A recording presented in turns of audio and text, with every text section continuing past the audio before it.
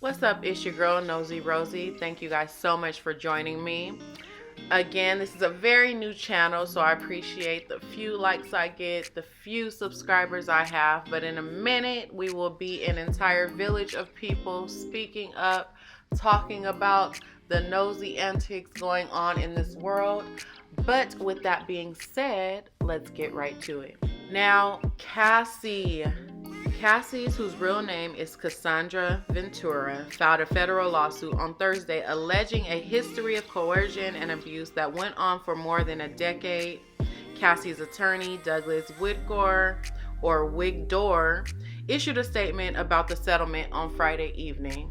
So I feel like at this point, I really don't want to beat a dead horse and talk about the details of the lawsuit, the details of Cassie and Diddy's history. I feel like by now we all know that.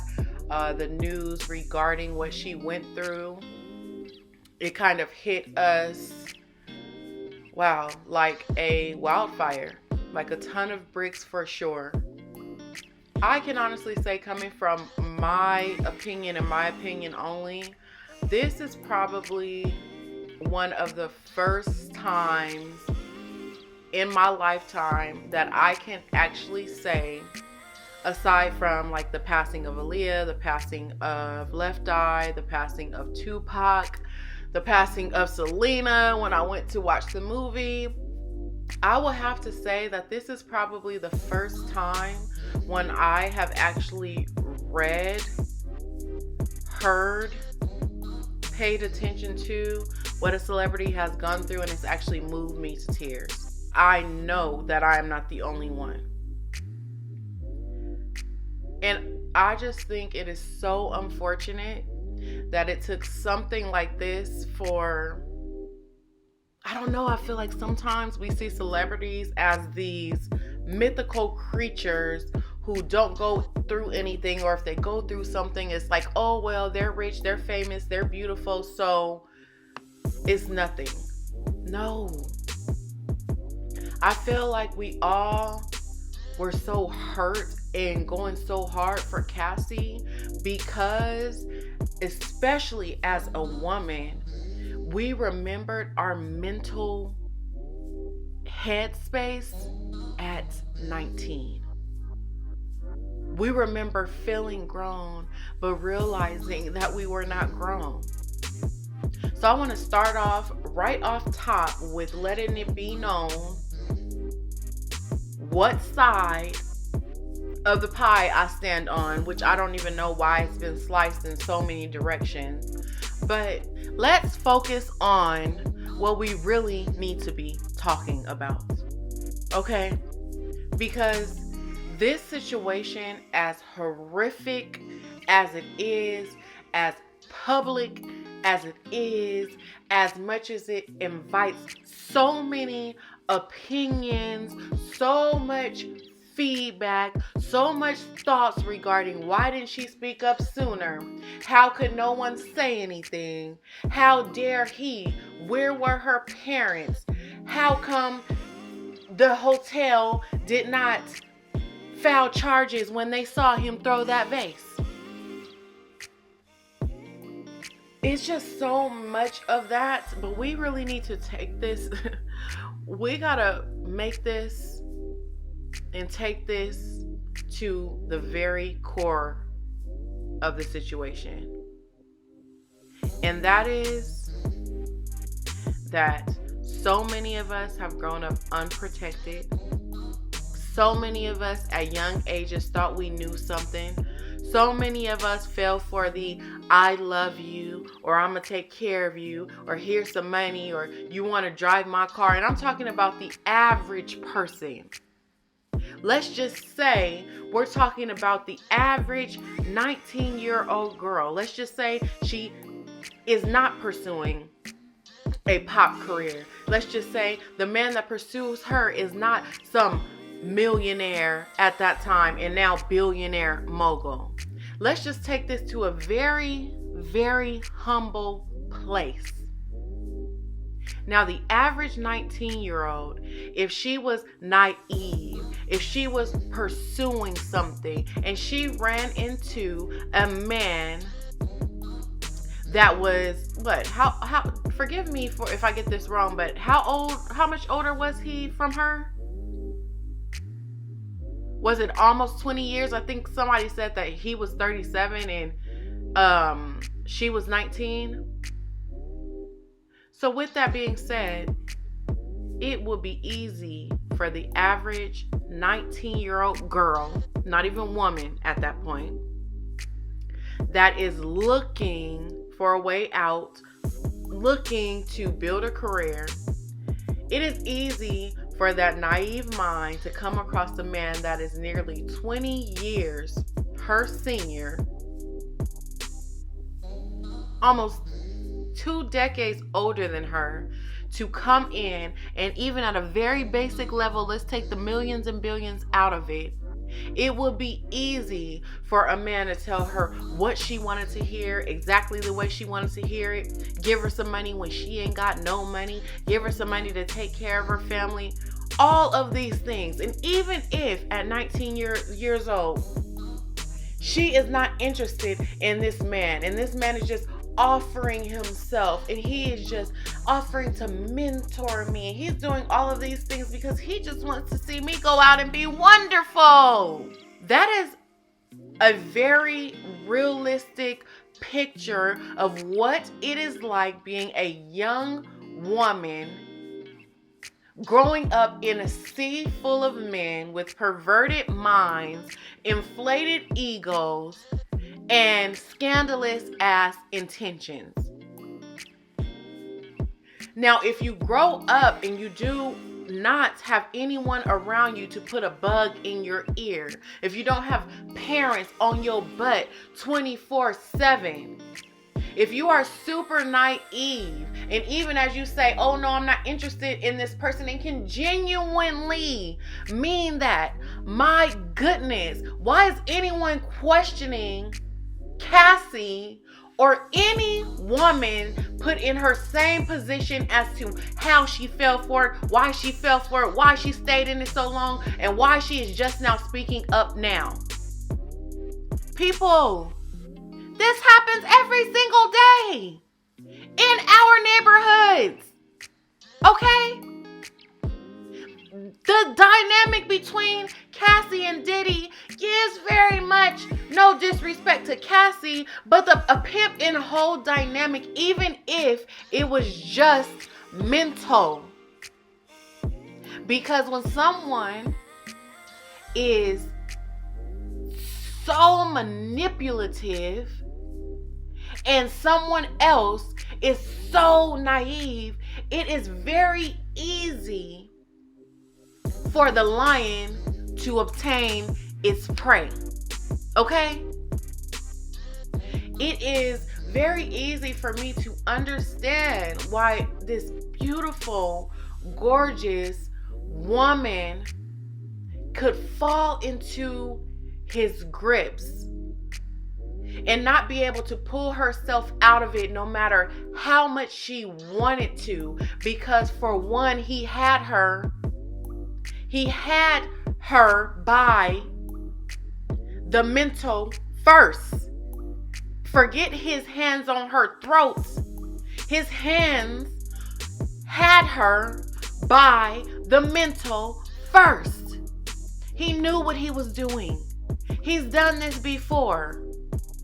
So why would anyone, and at this point, I get it. There's just always going to be a sector of people that I really hope has no children, that I really hope has like no little sisters, that I really hope has no little brother who they can echo the rhetoric towards.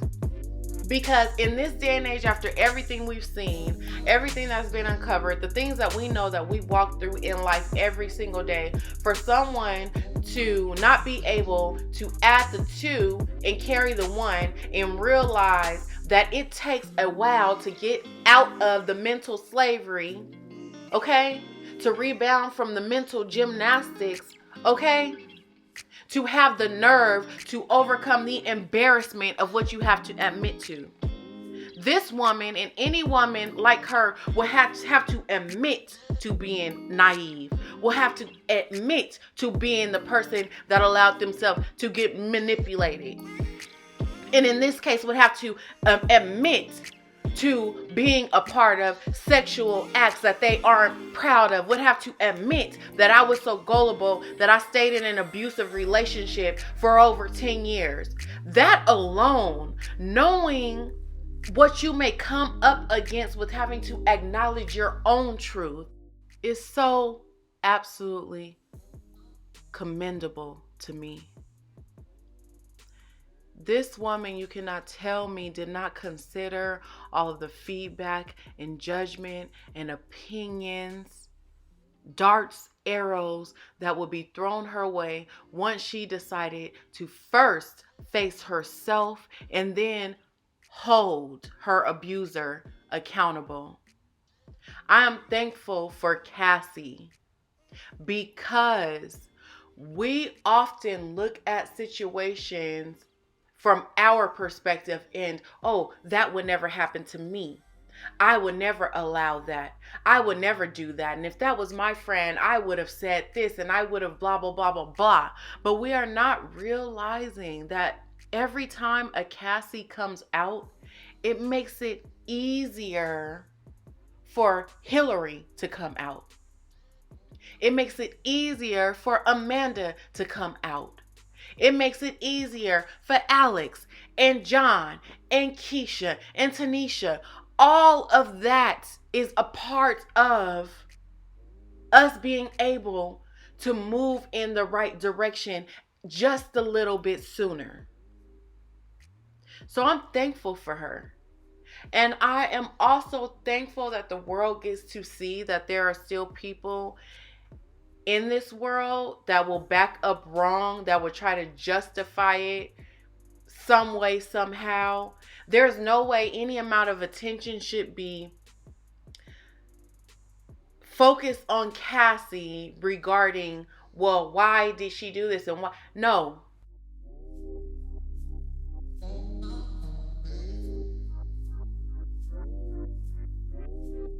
Shut the hell up and seek help. Okay? If anyone is focusing on her, what she got out of it, what she should have been doing, how it's supposed to look, and blah, blah, blah, blah, blah, go and get some help, because your brain does not work. Please do not. Please. If you have not already, do not have children, because if your brain works like that, your kids will never come to you when they're in trouble, because you will find a way to victim blame. You will find a way to, oh, you're only doing this because like, shut up. Thank you, Cassie, for being the first person. It's so crazy because this man took advantage of you because you were so fragile and so naive and so soft and so green.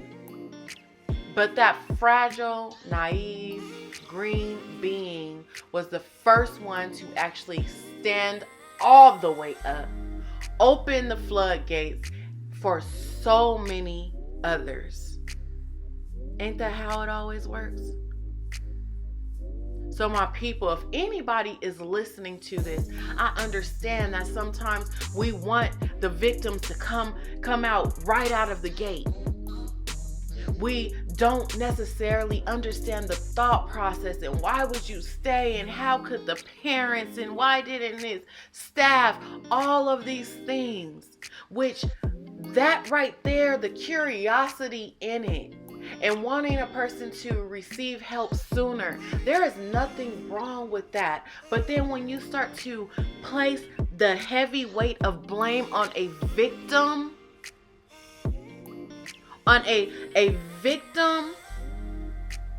there's something wrong with that. All you do is make it harder for the next person to speak up, because they are looking at this as an example, as what's to come for them if they open their mouths.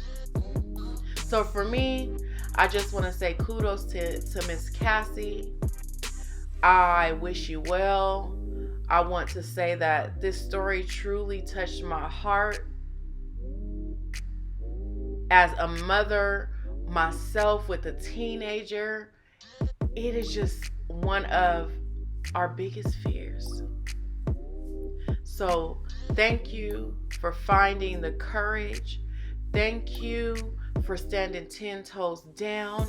Thank you for taking advantage of that 1 year sliver of opportunity to go back and make this person accountable. And before I jump out off of here, let me make sure some of you guys understand. This woman signed an NDA. In addition to an NDA, there's something called a statute of limitations. That statute, from what I understand, was up. But based on that New York law that was passed, allowing victims for, I believe it's about a year, to go back and be able to hold abusers accountable, is where she got in. So for all we know, she probably wanted to do this 4, 5, 6, 7 years ago and could not, for all we know. So that is another reason why we should stop victim shaming. We do not know the mechanics of every situation. We don't know what's going on. What if she did call a lawyer and this person found out, and then now this person is getting threatened? There's so much that we don't know, but sometimes as people, I feel like we lose our humanity.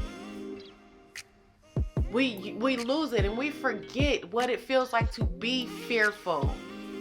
We forget, for those of us that have a very strong voice and know how to use it, we forget what it took to get that voice.